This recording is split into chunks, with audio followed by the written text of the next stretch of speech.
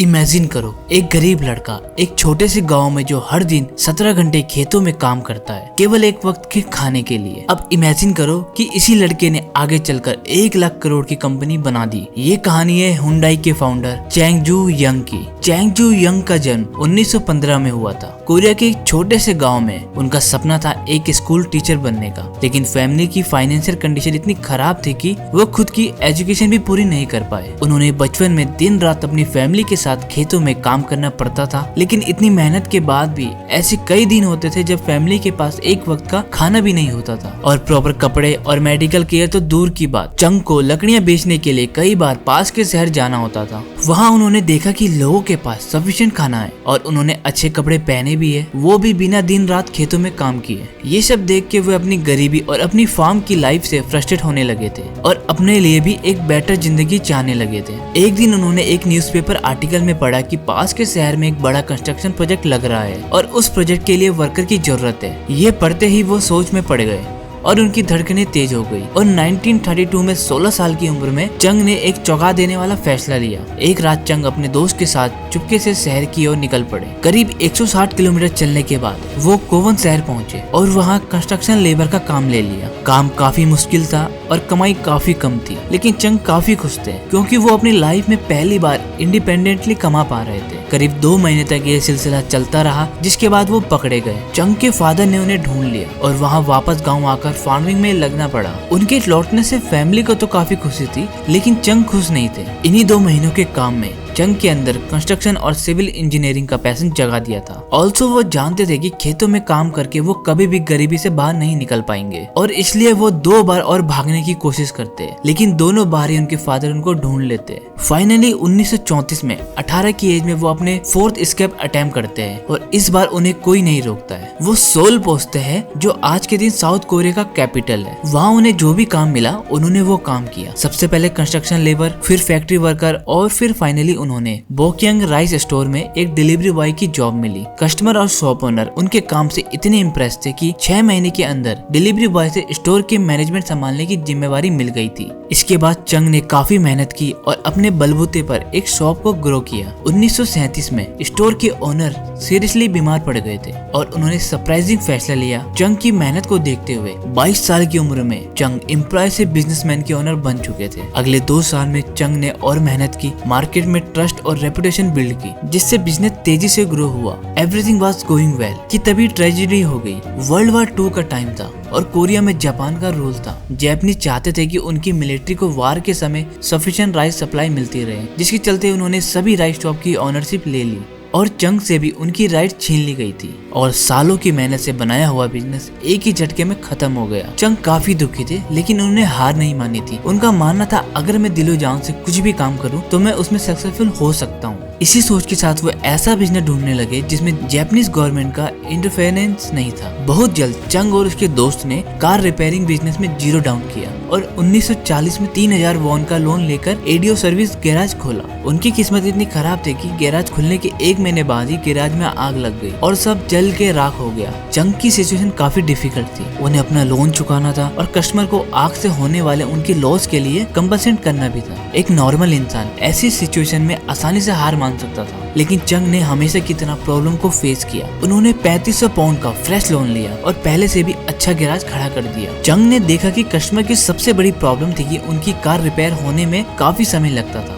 तो इसलिए उन्होंने स्पीड को अपना मेन फोकस बनाया। जहां कंपटीटर का सर्टेन रिपेयर के लिए 20 दिन लग जाते थे, वहीं चंग गैराज में उसी रिपेयर को 5 दिन के अंदर कर देते थे। उनका गैराज इतना सक्सेसफुल हुआ कि अगले 3 साल में यानी कि 1943 तक उनकी वर्कफोर्स 80 एम्प्लॉय तक ग्रो हो चुकी थी और इसी टाइम तक चंग ने अपना लोन रिपेयर कर दिया था और फैमिली को भी सोल ला गए थे। बिजनेस तेजी से ग्रो कर ही रहा था कि तभी एक और मेजर डिजास्टर हो गया। जापान को वर्ल्ड वॉर 2 के लिए वार रिलेटेड इक्विपमेंट बनाने थे, इसलिए जापान ने उनके गैराज की ओनरशिप ले ली और एक लोकल स्टील प्लांट से मर्ज कर दिया। एक बार फिर से उनकी सालों की मेहनत से खड़ा किया गया बिजनेस उनके एक झटके में ही छीन लिया गया। चंग वापस से जीरो पर आ चुके थे। उन्हें अपनी फैमिली के साथ गांव वापस लौटना पड़ा, लेकिन इस बार उनके पास 50,000 वॉन की सेविंग थी और वो कॉन्फिडेंट थे कि वो फिर से एक बिजनेस बना लेंगे। वर्ल्ड वॉर 2 के खत्म होने के साथ साथ कोरिया में जापान का रूल भी खत्म हो गया था। कोरिया के नॉर्थर्न एरिया में सोवियत यूनियन का इन्फ्लुएंस था और साउथर्न एरिया में अमेरिका का, क्योंकि इन दोनों ने वर्ल्ड वार 2 में मिलकर जापान के अगेंस्ट वार लड़ी थी। इसी के चलते कोरिया नॉर्थ और साउथ कोरिया में डिवाइड हो गया था। 1946 में चंग वापस सोल आ जाते हैं और अपना कार का बिजनेस रिस्टार्ट करते हैं। बिजनेस तो पुराना था लेकिन इस बार नाम नया था, हुंडई ऑटो सर्विस। हुंडई मतलब मॉडल कार रिपेयर का बिजनेस ठीक ठाक चल रहा था कि तभी नोटिस किया कि अमेरिका अपनी मिलिट्री फोर्सेस के लिए बिल्डिंग बना रहा है।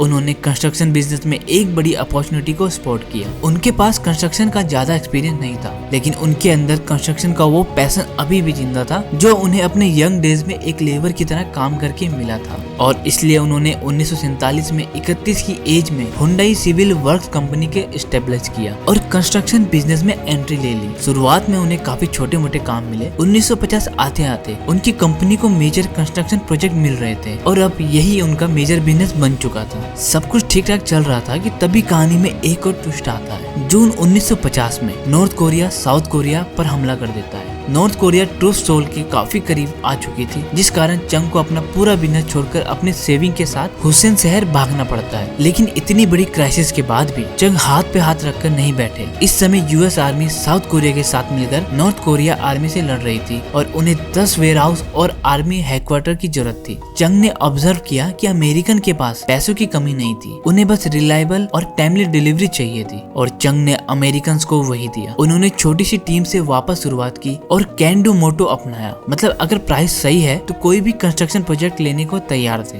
वार चल रही थी और ऐसे में उन्हें कई प्रॉब्लम आए, कई बार लॉसेस भी हुआ, लेकिन एक बार जवान देने के बाद उन्होंने कभी भी किसी प्रोजेक्ट के बीच में नहीं छोड़ा। उनकी इसी रिलायबिलिटी के कारण उनके अमेरिका से काफी स्ट्रॉन्ग रिलेशनशिप डेवलप हो गए थे। 1952 में वार तो खत्म हो गई, लेकिन चंग को अमेरिकन से कॉन्ट्रैक्ट मिलते रहे और बाद में साउथ कोरियन गवर्नमेंट ने भी कंट्री को रीबिल्ड करने के लिए ब्रिजेस, डैम और रोड को तेजी से बिल्ड करने चालू किए। इन्हीं सब में हुंडई ने मेजर रोल प्ले किया और बिजनेस में एक्सपोनेंशियल ग्रोथ देखी गई। साउथ कोरिया का सबसे बड़ा डैम और उनका सबसे इम्पोर्टेंट एक्सप्रेसवे क्योंगबू एक्सप्रेसवे ये भी हुंडई ने ही बनाया है। 1960 में चंग अपने अर्ली 50 में पहुंच चुके थे और एक सक्सेसफुल कंस्ट्रक्शन कंपनी के मालिक थे, बट वो इससे सर्टिफाइड नहीं थे। चंग हजारों किलोमीटर की रोड बना चुके थे और अब बारी थी उन्हें रोड में चलने वाली कार बनाने का। 1967 में चंग ने स्टेबलाइज की हुंडई मोटर कंपनी और 1968 में फोर्ड के साथ एक डील की, जिसमें वो फोर्ड की कोटिना कार को असेंबल करने वाले थे। 2 साल तक जॉइंट वेंचर सक्सेसफुली चला, जिसके बाद दोनों कंपनीज के बीच में कॉन्फ्लिक्ट डेवलप होने लगे। फोर्ड नहीं चाहता था कि हुंडई अपनी खुद की कार बनाए और इसलिए 1973 में चंग ने यह पार्टनरशिप खत्म कर दी और इमीडिएटली नए पार्टनर ढूंढने लगे। उन्होंने मैन्युफैक्चरिंग की टेक्नोलॉजी के लिए जनरल मोटर्स और वॉल्क्सवैगन जैसी कंपनी से डील करने की कोशिश की, लेकिन सब ने मना कर दिया।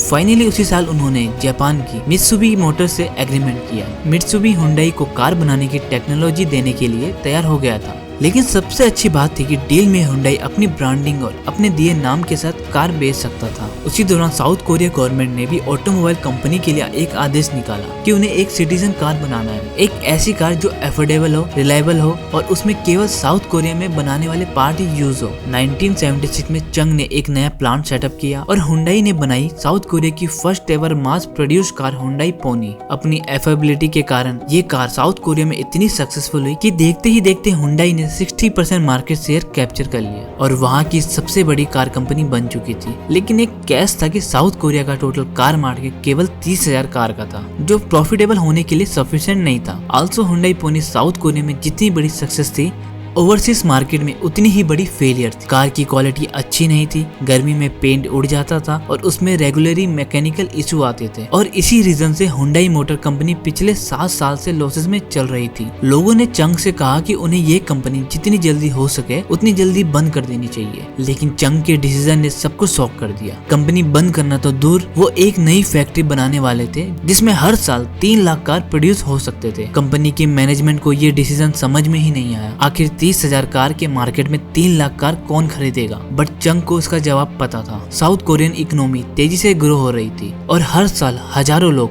ओवरसीज से निकलकर इकोनॉमिकल एम्पावर हो रहे थे, जिसका मतलब था कि अगले कुछ सालों में कार की डिमांड तेजी से बढ़ने वाली थी। प्लस हुंडई की नई कार को स्पेशली फॉरेन कंट्री में एक्सपोर्ट करने के लिए बनाया जाने वाला था। 1980 में ये फैक्ट्री रेडी हुई और 1982 में हुंडई ने कई सारे इम्प्रूवमेंट के साथ अपनी पोनी 2 कार को लॉन्च किया। ये न केवल साउथ कोरिया में सुपर हिट रही बल्कि अफ्रीका और कनाडा जैसी कंट्री में भी सक्सेसफुली एक्सपोर्ट किया गया। अगले कुछ सालों में हुंडई 4 लाख कार बेचकर प्रॉफिटेबल हो चुकी थी। हुंडई अब ग्लोबल डिसीजन कार कंपनी की तरह स्टेबलाइज हो चुकी थी, लेकिन वर्ल्ड का टफेस्ट और बिगेस्ट मार्केट था यूएसए। उसको क्रैक करना अभी भी बाकी था। इंटरनेशनली एक डिसेंट कार से एक मेजर कार कंपनी बनाने के लिए यूएसए में सक्सेसफुल होना जरूरी था। हुंडई ने जब यूएस के मार्केट को स्टडी किया तो देखा कि जापानीज ने कॉम्पैक्ट कार के सेगमेंट कैप्चर कर रखे थे और उस कंपनीज का माइंड और लार्ज साइज मार्केट में ऑलरेडी कट थ्रो कंपटीशन है, इसलिए सब कॉम्पैक्ट मार्केट को टारगेट किया जहां कंपटीशन वर्चुअली जीरो था। साथ में हुंडई ने देखा कि यूएसए में सेकंड हैंड कार का मार्केट बहुत बड़ा था। उन्होंने इन्हीं कस्टमर को सेकंड हैंड कार के प्राइस पर अपनी नई हुंडई एक्सेल ऑफर की, वो भी 5 साल की वारंटी के साथ। इस तकनीक ने यूएस के कार मार्केट को हिला के रख दिया। सेकंड हैंड कार बायर जल्दी से जल्दी हुंडई एक्सेल में शिफ्ट हो गए। 1986 में हुंडई ने यूएसए में करीब 1,70,000 एक्सेलेंस बेची